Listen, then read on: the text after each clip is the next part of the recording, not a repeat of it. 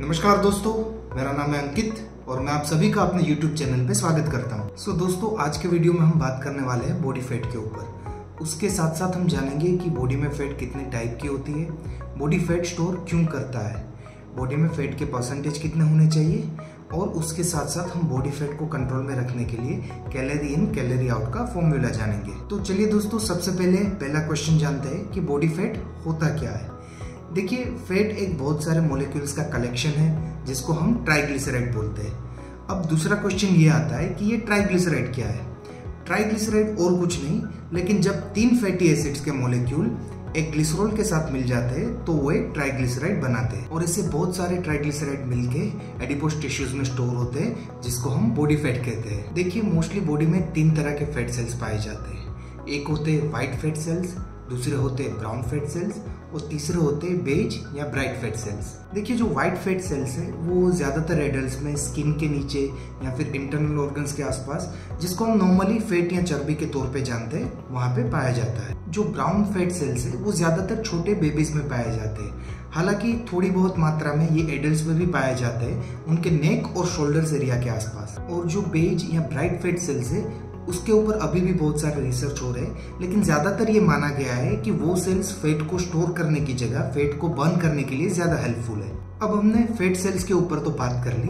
अब ये fat cells में जो फैट स्टोर होती है वो बॉडी के किस पार्ट में स्टोर होती है, उसके अकॉर्डिंग भी उसके अलग अलग नाम है, तो उसके बारे में जानते हैं। तो इसमें सबसे पहली टाइप जो आती है वो है एसेंशियल फैट। एसेंशियल फैट मतलब आवश्यक फैट या जरूरी फैट। ये अपने नाम के हिसाब से ही काम करती है कि ये फैट आपके बॉडी को जिंदा रखने के लिए या उसको ठीक से फंक्शन करने के लिए आवश्यक है। एसेंशियल फैट ज्यादातर आपके ब्रेन में, आपके बोन मैरो में, आपकी नर्व्स में और कुछ मेम्ब्रेन्स जो कि आपके ऑर्गन्स को प्रोटेक्ट करते हैं उसमें पाई जाती है। ये एसेंशियल फैट की जो मात्रा है वो महिलाओं में 10 से लेके 13% तक होनी चाहिए और पुरुषों में 2 से लेके 5% तक होनी चाहिए। अब दूसरी जो टाइप आती है वो है सबक्यूटेनियस फैट। सबक्यूटेनियस फैट का मतलब है स्किन के नीचे जो फैट पाई जाती है उसको हम सबक्यूटेनियस फैट बोलते हैं। सबक्यूटेनियस मतलब सब प्लस क्यूटेनियस। सब मतलब नीचे, क्यूटेनियस मतलब स्किन से रिलेटेड, तो इसलिए सबक्यूटेनियस फैट को हम बोलते हैं कि ये फैट जो है वो आपके स्किन के नीचे पाई जाती है और आमतौर में बॉडी में ज्यादा मात्रा में यही फैट पाई जाती है। ये जो सबक्यूटेनियस फैट है उसको आप ऐसे पिंच करके भी फील कर सकते हो कि ओके, बॉडी पार्ट में इस जगह पे फैट है। ये जो सबक्यूटेनियस फैट है इसको भी हम परसेंटेज में ही नापते हैं, तो इसकी जो मात्रा है वो अलग अलग एज के हिसाब से अलग अलग होनी चाहिए। टीनेजर बच्चों में, मतलब कि 18 वर्ष से नीचे की उम्र के बच्चों में जो लड़के हैं उनमें ये मात्रा 9 से लेके 15% तक और लड़कियों में ये मात्रा 14 से लेके 21% तक होनी चाहिए। 19 साल से लेके 40 साल के पुरुषों में सबक्यूटेनियस फैट की मात्रा 8% से लेके 19% तक और महिलाओं में ये मात्रा 21% से 32% तक हो सकती है। 40 साल से लेके 60 साल के पुरुषों में सबक्यूटेनियस फैट की मात्रा 11 से लेके 21% तक और महिलाओं में ये मात्रा 21% से लेके 33% तक हो सकती है। 60 साल से लेके 80 साल के पुरुषों में सबक्यूटेनियस फैट की मात्रा 13% से लेके 24% तक और महिलाओं में ये मात्रा 24% से लेके 34% तक हो सकती है। जब तक आपकी उम्र के हिसाब से आपकी सबक्यूटेनियस फैट आपकी रेंज में रहेगी उस टाइम तक आपका बॉडी हेल्दी माना जाएगा और उसमें भी अगर आपकी उम्र के हिसाब से आपके सबक्यूटेनियस फैट आपके मिनिमम लेवल से, मतलब कि कम से कम लेवल से अगर नज़दीक है तो आप ज़्यादा हेल्दी माने जाओगे। तो हमेशा हमारी कोशिश यही रहनी चाहिए कि अलग अलग उम्र के पड़ाव में अपनी सबक्यूटेनियस फैट को उसकी हेल्दी मात्रा के बीच में रखें। तीसरी टाइप की जो फैट है वो है विसरल फैट। जो विसरल फैट है वो मोस्टली आपके इंटरनल ऑर्गन्स के आसपास पाई जाती है, जैसे कि आपकी किडनी, लीवर, इंटेस्टाइन, ये मोस्टली स्टमक एरिया के आसपास पाई जाती है। जो विसरल फैट है उसके अलग अलग लेवल होते हैं। लेवल में अगर आपके विसरल फैट 9 या 9 से नीचे है तो आपका बॉडी हेल्दी अवस्था में है। अगर आपकी विसरल फैट का लेवल 10 से लेके 14 तक है तो आपको थोड़ी बहुत लाइफस्टाइल में चेंजेस लाने पड़ेंगे और उसके साथ साथ थोड़ी सी एक्सरसाइज भी शुरू करनी पड़ेगी। और अगर ये लेवल 15 या 15 से ऊपर है तो आपको लाइफस्टाइल में काफ़ी बड़े चेंजेस करने पड़ेंगे और एक्सरसाइज में भी आपको अच्छा खासा समय बिताना पड़ेगा। देखिए, बॉडी में फैट की मात्रा एक सही अमाउंट में होना बहुत ज़रूरी है। फिलहाल दुनिया में ज़्यादातर लोग जो बीमारी से सफ़र कर रहे हैं वो है ओबेसिटी। अब देखिए, बॉडी में ज़्यादा चर्बी होने से आपको बहुत सारे लाइफ थ्रेटनिंग डिसीज हो सकते हैं, जैसे कि heart attack, coronary artery disease, type 2 diabetes, आपके हार्मोन्स का ठीक से काम नहीं करना, इवन आपको कैंसर जैसी बीमारी तक हो सकती है। तो इसलिए ये जो फैट है उसको सही मात्रा में रखना हमारे लिए बहुत ज़रूरी है। अब देखिए, यहाँ पे सबसे बड़ा क्वेश्चन ये आता है कि अगर बॉडी के लिए ज़्यादा फैट हार्मफुल है तो बॉडी एक्सेसिव फैट स्टोर ही क्यों करता है। तो इस चीज़ को आसान शब्दों में समझने के लिए हम सब अपनी मम्मी का एग्जाम्पल लेंगे, मतलब कि हमारे माता जी का। तो देखिए, हम लोगों की मम्मी की आदत क्या होती है कि हमेशा उनको यही लगा रहता है कि मेरे बच्चे ने खाया होगा, ठीक से खाया होगा, कल क्या खाएगा।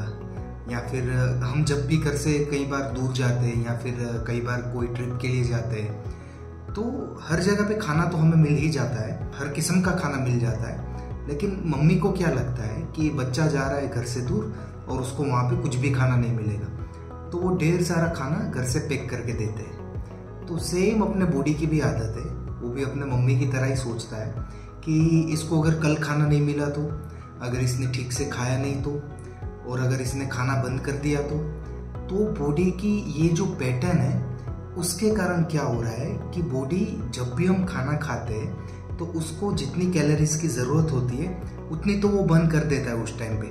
लेकिन जो एक्स्ट्रा कैलोरी आ रही है और जो बॉडी का नेचर है कि अगर कल खाना नहीं खाया या खाना नहीं मिला, ऐसा सोचते हुए जो एक्स्ट्रा कैलोरीज आ रही है उसको क्या कर देता है, फैट में स्टोर कर देता है। क्यों? क्योंकि बॉडी हमेशा इसी मोड में चल रहा है कि कल अगर खाना नहीं मिला या ठीक से खाना नहीं खाया तो बॉडी को जिंदा रखने के लिए जो एनर्जी चाहिए वो कहाँ से निकालेंगे।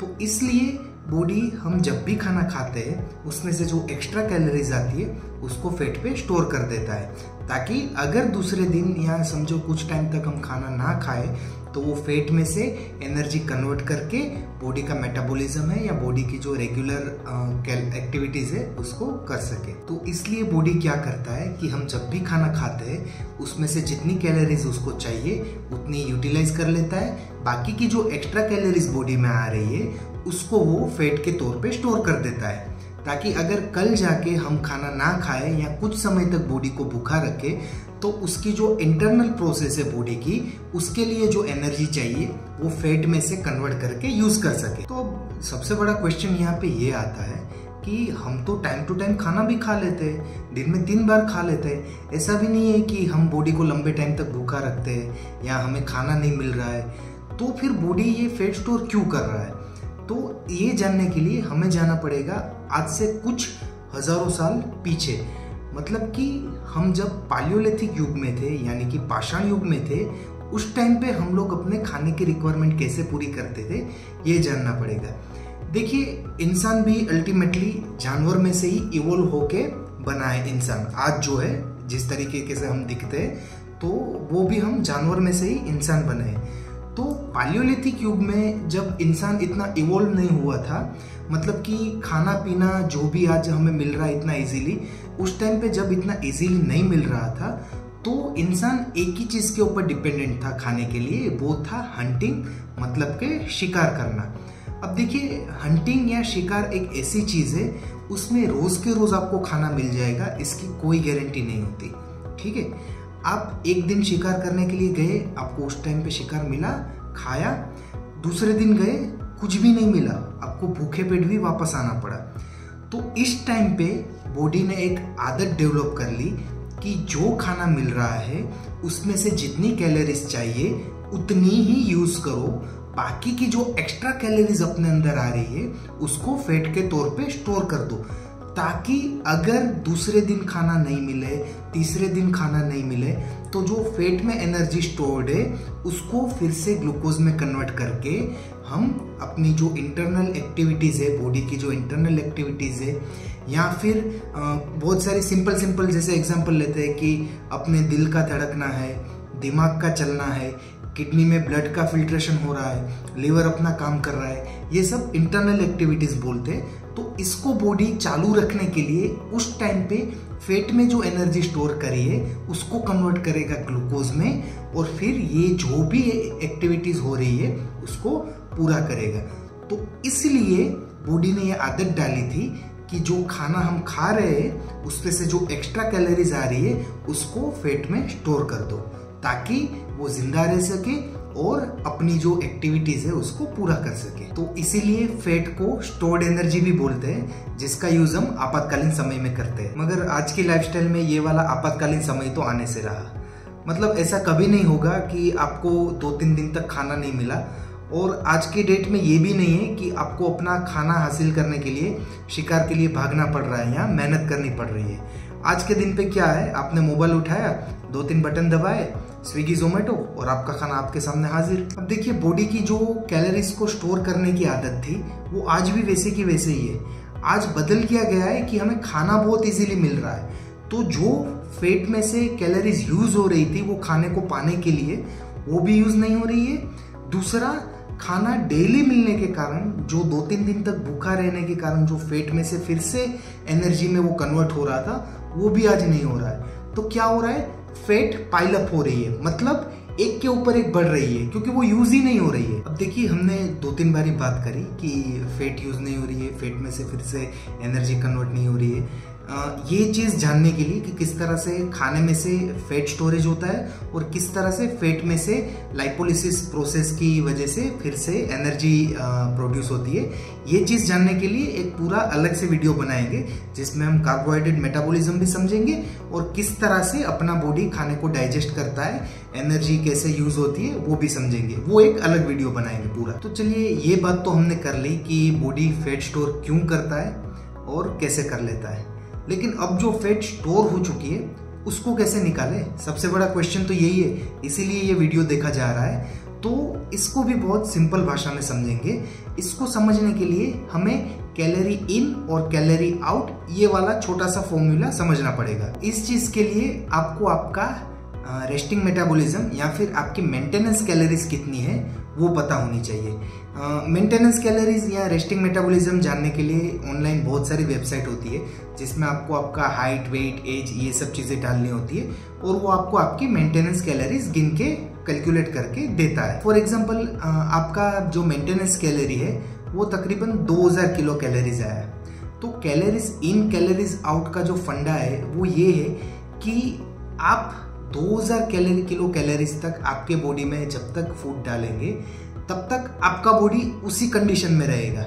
मतलब कि आप 70 किलो के हैं तो 70 किलो के ही रहोगे, 80 किलो के हो तो 80 किलो के ही रहोगे। अब अगर हमें फैट लॉस करना है तो 2 चीज हो सकती है, या तो जो कैलोरी हम अपने अंदर डाल रहे हैं उससे ज्यादा खर्च करो, मतलब कि 2000 किलो कैलोरीज आप अपने अंदर डाल रहे हो तो 2500 किलो कैलोरीज खर्च करो, या 2000 किलो कैलोरीज से कम कैलोरीज अपने अंदर डालो, मतलब कि 1500, 1600, 1700 कैलोरीज डालो।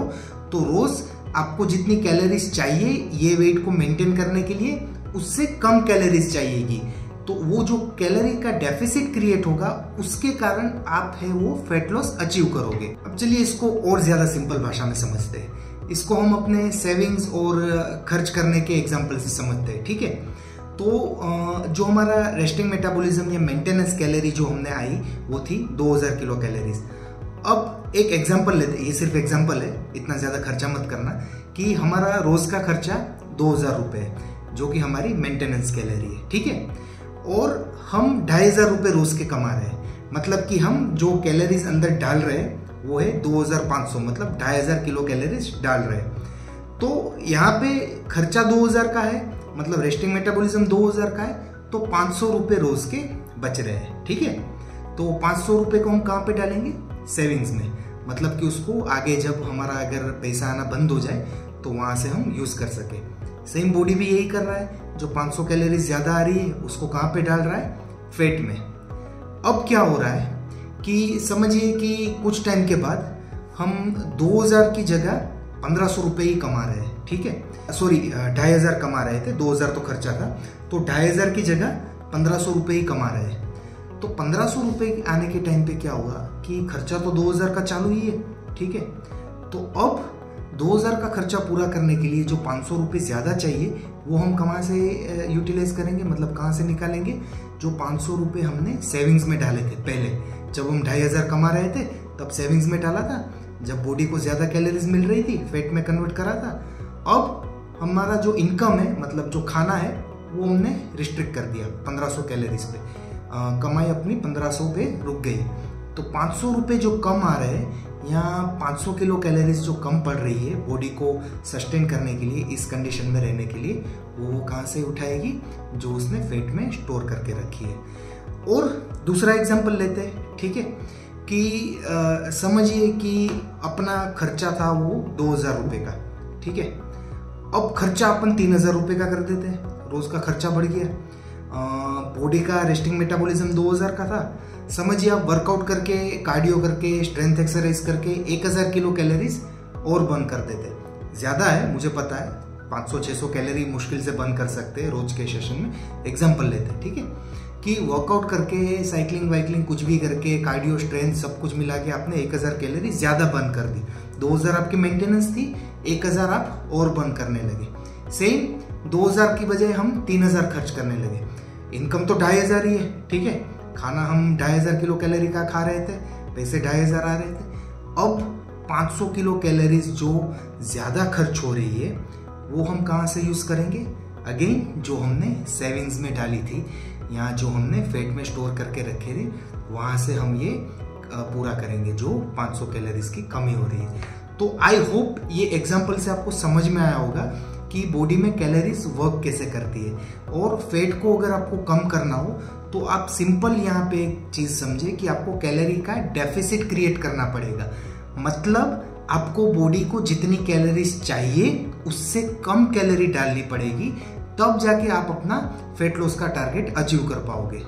अब देखिए, ऐसा भी नहीं है कि आप कैलोरी कम करते रहो और बॉडी आपको फैट लॉस देता रहेगा। नहीं, बॉडी भी है बड़ा स्मार्ट। एक टाइम तक आपको फैट लॉस देगा कम कैलोरी के ऊपर, फिर बॉडी कर जाएगा एडप्ट, मतलब वो होम्योस्टेसिस हिट कर जाएगा। इसका मतलब है कि उसके बाद वो आपको फैट लॉस नहीं देगा। आप कैलोरी कम कर रहे हो, लेकिन भाई उसका भी एक लिमिट है ना, राइट। आपने 1500 कैलोरी तक लेके आए उसको, अब भाई वो भी बोलेगा यार 1500 में मैं अपना गुजारा कर रहा हूँ, इससे कम करोगे तो कैसे चलेगा, इसलिए फिर वो फैट को बर्न नहीं करता है। तो इसलिए फैट लॉस के लिए भी आप जब कैलोरी डेफिसिट क्रिएट करते हो तो जो आप खा रहे हो उसको ठीक से साइकिल करना जरूरी है। इसको आम भाषा में कार्बोहाइड्रेट साइकिलिंग भी बोलते हैं, लेकिन ये एक पूरा अलग वीडियो का टॉपिक है। तो नेक्स्ट वीडियो में हम ये जानेंगे कि किस तरह से आप अपने खाने को साइकिल करें जिससे आपका बॉडी कंटिन्यूअसली फैट बर्न करता रहे और आपका जो फैट लॉस का टारगेट है वो अच्छे से और जल्दी से जल्दी अचीव कर सको। सो आई होप कि आपको ये वीडियो पसंद आया होगा। आई नो वीडियो बहुत लंबा हो गया है, लेकिन हर एक चीज़ को मुझे सिंपल करके समझाना था, इसलिए एग्जाम्पल भी ज़्यादा दिए और वीडियो की लेंथ की चिंता भी नहीं करी।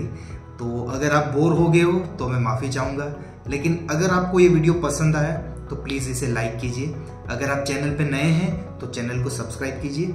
और अगर आपको लगे कि ये जो मैंने जानकारियाँ जो भी आप तक पहुँचाया है वो अच्छी है और दूसरे तक भी पहुँचाना चाहिए, तो प्लीज़ इस वीडियो को शेयर भी कर दीजिए। और इसी के साथ ये वीडियो अंत तक देखने के लिए, इतना लंबा वीडियो अंत तक देखने के लिए आप सभी का बहुत बहुत शुक्रिया। Thank you.